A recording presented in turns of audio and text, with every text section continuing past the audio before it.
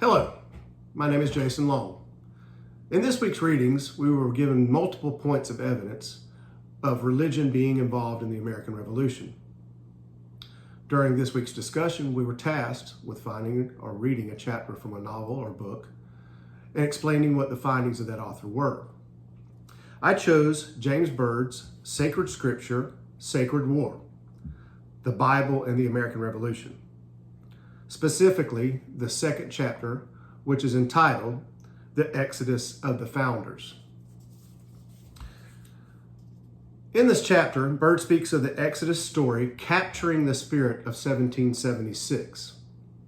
1776, of course, the observed year that we began the fight for our freedom. In Exodus 3:10-11 of the King James Version, it reads, "Come now, therefore, and I will send thee unto the Pharaoh, that thou mayest bring forth my people, the children of Israel, out of Egypt." Byrd explains further that after multiple afflictions, the Israelites thrived. Their lives were made bitter with hard bondage.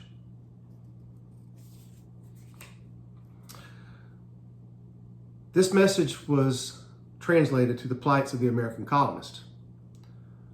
One example of this is John Adams making the comparison that King George himself was the Pharaoh. Another example that Byrd makes is that the Great Seal that was proposed by Benjamin Franklin actually portrayed Moses dividing the Red Sea. Eventually, this would also lead to George Washington sometimes being called the Great American Moses.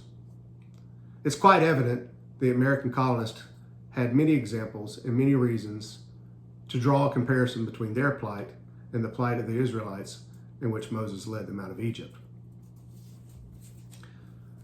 More recently, the Exodus story of America continues with an author by the name of Bruce Feiler. He wrote a novel in 2008. It's called The American Prophet Moses and the American Story. And he says in that, the Exodus story is America's story. In American Prophet, Feiler takes the readers all the way through American history, from Gettysburg to Selma, all the way to our present time, while making the comparison that the Exodus story to our country continues today. I indeed do believe with Feiler that the Exodus story does compare to the American Revolution. I also agree firmly with Byrd, who makes great examples throughout the book, that the Exodus story is America's story. And I also do believe that that story is still continuing today. Thank you.